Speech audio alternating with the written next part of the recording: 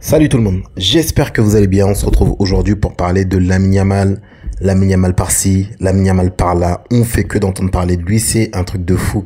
Mais c'est normal, hein. J'ai envie de vous dire, tant c'est devenu une star mondiale, internationale, tout ce que vous voulez. On entend énormément de choses et jusqu'à maintenant, en fait, on sait plus démêler le vrai du faux. On va essayer de voir ensemble dans cette vidéo. Est-ce qu'il faut vraiment être inquiet pour Lamine Yamal ou alors est-ce qu'on peut être un peu plus tranquille? Donc, vous avez vu ces derniers temps avec les polémiques sur l'anniversaire, ces polémiques sur les DM avec des femmes beaucoup plus âgées que lui, beaucoup de choses qui sont relayées ces derniers temps. Moi, j'ai envie de vous dire un truc. En fait, on va rentrer tout de suite, on va mettre les pieds dans le plat. Il faut pas vous faire avoir. En fait, on se fait toujours, tout le temps avoir sur plein de choses. Vous savez, ce qu'il faut qu'on se dise, c'est que quand tu veux nuire à quelqu'un ou bien quand tu veux pousser une idée, les gens, ils savent le faire. Les journalistes, ils sont très forts dans ça. Ils ont deux intérêts à le faire. Le premier intérêt, c'est la question du Ballon d'Or, discréditer Lamine Yamal, ici en tout cas en France, faire beaucoup de news comme ça. Et la deuxième raison de le faire, et qui est la plus importante d'ailleurs, hein, c'est parce que ça fait vendre, tout simplement. Faites la même chose avec un joueur moins connu. Faites la même chose avec Gérard Martin. Je vous assure, personne va cliquer dessus, à part les mecs qui suivent le Barça, parce que tout le monde s'en fout. Vous dites, toi, par exemple, Gérard Martin, il a DM une femme de 30 ans, mais personne va calculer, en fait. Tout simplement parce que c'est Gérard Martin et c'est pas Lamine Yamal. Donc, ce qu'il faut se dire avec ça, c'est que les joueurs qui sont très connus, comme les Yamal, les Mbappé, je vous parle des superstars, tout ce qui feront les moindres faits et gestes, en fait, ils vont avoir deux choses. Ils vont avoir des fans hardcore qui vont les défendre sans objectivité. Ils vont avoir aussi des haters. Et ces haters-là, ils sont dangereux. Pourquoi? Parce que tu peux ne pas aimer quelqu'un, c'est une chose. Mais eux, ils peuvent aller jusqu'à inventer des rumeurs sur un joueur et dire, allez, en fait, inventer des choses tout simplement. Vous voyez cette image-là, hein? Check DMs. C'est une folie quand même, hein. Ça a été relayé hier par RMC et il s'avère que c'est une fausse. En fait, c'est un montage. Donc, du coup, eux, ils sont empressés de le relayer pour quelques heures plus tard dire, ouais, en gros, c'est un troll, quoi. En gros, ce que je veux dire par là, c'est quoi? C'est que, est-ce que vous pensez réellement qu'ils ne savaient pas? Ils savaient ce qu'ils faisaient. Ils savaient ce qu'ils faisaient, mais ils savent aussi qu'il faut vendre du papier. Tu mets le nom Lamine Yamal, tu vas vendre obligatoirement. Et c'est sur ça qu'ils jouent. Donc nous, on est les premiers imbéciles, tout simplement. On est les personnes qu'on respecte pas. On met des nouvelles, on sait qu'on va cliquer. Et là, en fait, au bout d'un moment, faut pas tomber dans le piège. Et là, je dis pas ça juste pour Lamine Yamal.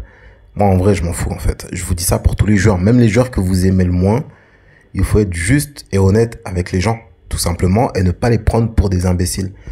Ils font des montages, ils s'empressent de relayer des informations.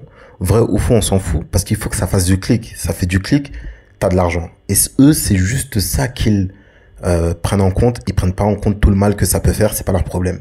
Ici, on va enchaîner ici avec une déclaration de Bruce Grane que je pense que vous devez connaître, hein. Pour lui, Lamine Yamal, ça va être un pétard mouillé. En gros, qu'il va lui rester quelques années, peut-être à 22-23 ans que ça va lâcher et qui va commencer à être irrégulier. Tout ça, encore une fois, pourquoi, à votre avis, les gens vont jusqu'à penser ce genre de choses?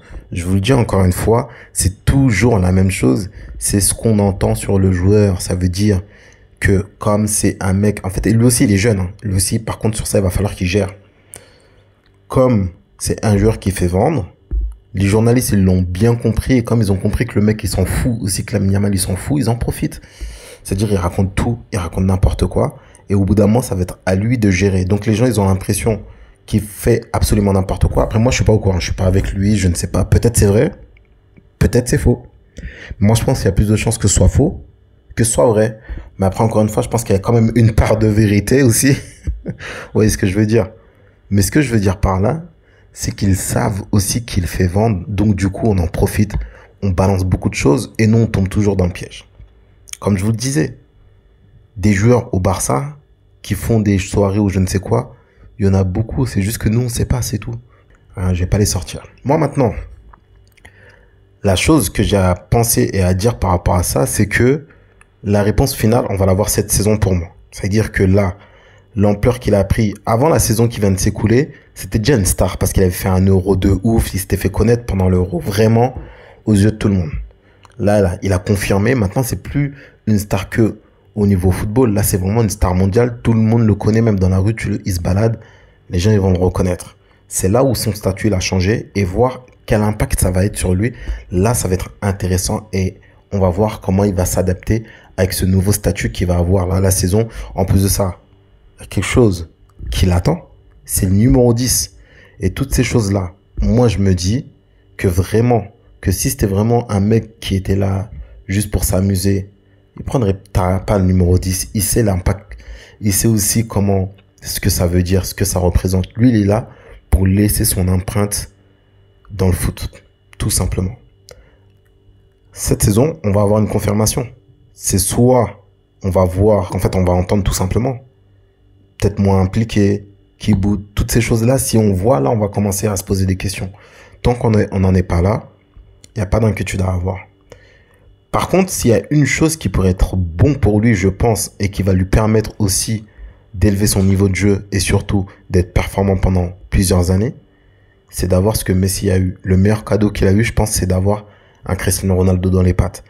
Il l'a dit à plusieurs reprises, ça l'a obligé à être encore plus fort et à ne jamais se contenter.